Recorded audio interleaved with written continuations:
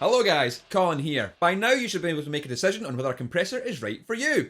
If you haven't seen my initial discussion on this topic, then pause this video and go and watch that one, as it contains a lot of information I'm not going to cover again here. Don't worry, I'll still be around when you get back.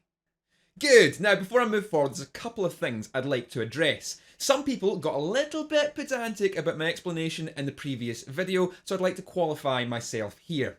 I was very careful not to get the words compressor and compression confused. I'd like to explain to you what I mean when I say them, so people can stop complaining that I'm getting things wrong. When I say the word compressor, I'm talking about the little magic box and all the nonsense that goes on inside. Not everything that a compressor does is compression. There's other things going on there as well, but I don't want to get bogged down in terminology like makeup gain and everything else. So when I say compressor, I'm talking about the overall effects you can experience when you plug in one of these pedals. Ultimately, that's all us guitarists care about. I'm not talking about compression itself and how it works. That's something for you nerdy sound engineers to worry about. Let's take a look at the two compressors then, one vintage and one new. We have the Maxon CP101, this is a legit vintage compressor, simple in features and classic in sound. And TC Electronics Hypergravity, fairly new to the market, packed full of the best features from past and present. Starting with the Maxon then, this is a typical vintage control setup, just two knobs here, sustain which controls the amount of compression you're applying, and level which raises the overall volume of the signal leaving the pedal.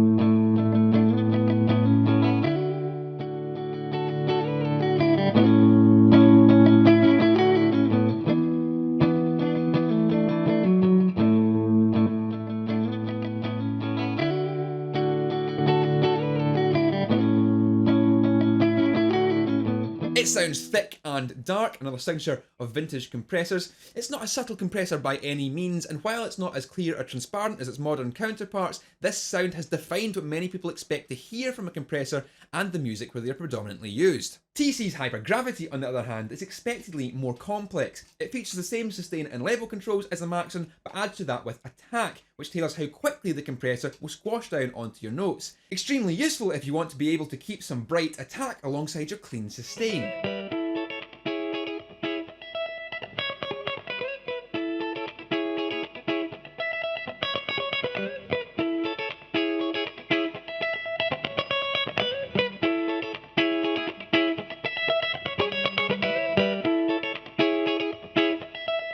Blend is a vital feature for all good modern compressors. As the name suggests, it blends between the dry uncompressed signal and the compressed sound, leaving the pedal. This gives rise to much more natural sounding compression, still allowing some of your dynamics to be heard, while giving you all the benefits a compressor provides.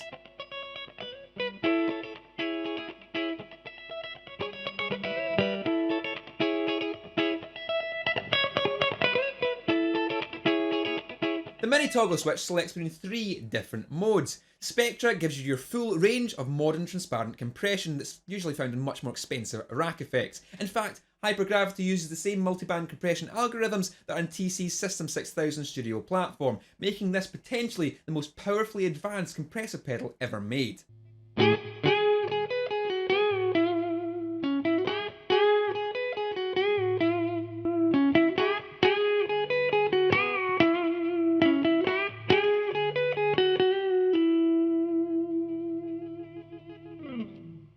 Vintage flips Hypergravity into old school vintage squash, getting sounds exceptionally close to our Maxon 101, if a little brighter and clearer.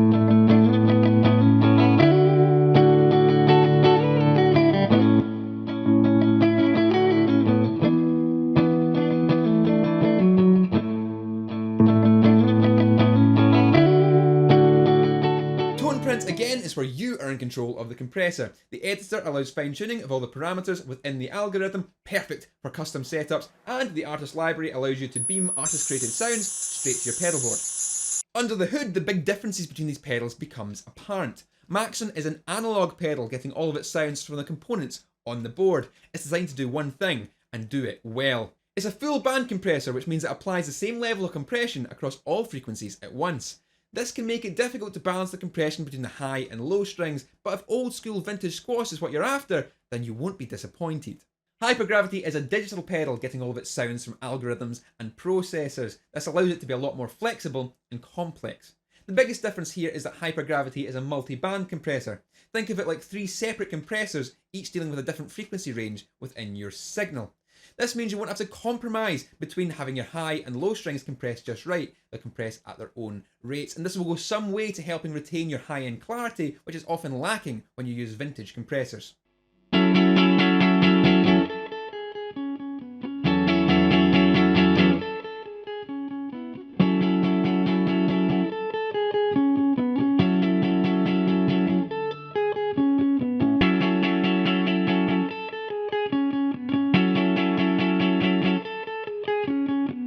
One thing I failed to bring up last time was the use of compressors with extended range guitars and the genres in which they are prevalent. With extended range guitars, the disparity between volumes of the high and low strings is quite significant, and using a good multi-band compressor to even things out is fairly vital to achieving a consistent sound. For my money, the hypergravity is simply astounding in terms of sound quality and usability. For the longest time I thought I just didn't need one of these, but this has essentially sold me on the concept of compressors. After using it, I can see a great many applications of where this can be utilised effectively in what I do. The Maxon 101 is excellent as well, but it's so specialised in its sound I don't think it'd be useful for anything that I would want to do, but certainly a fantastic partner for a Telecaster if you're playing some country gigs and want to get that classic vintage sound. If you're still unsure about the concept of compressors, then I highly suggest picking up a hypergravity and having a play around with it. There's so many great features on here, you're bound to find a sound that's useful to you, and even if you don't like it, these things sell second hand for pretty much what they cost new, so you won't be out of pocket long if you want to sell it on. Vintage style compressors are pretty much only good for one sound, so if you know that's what you want to achieve, then by all means snap one up, they're great for that. But otherwise, I'd suggest going for something a bit more modern with better sound quality and better features, and you won't get disillusioned with the effect that way. Once again, thanks to TC Electronic for hooking me up with this and helping me fall in love with something I thought I hated. I can't wait to set this up on a small alternate pedal board sometime in the future. If you liked this video and want to see more gear discussed and compared here, then you can hit the subscribe button and you'll see all the new content I'm bringing out that way. I'm also available on all the social media, and you can leave a comment in the comment section below. Let me know what compressors you're using and what you thought about these ones. Anyway, that's all for just now. So if you guys want to keep it loud, I'll see you later.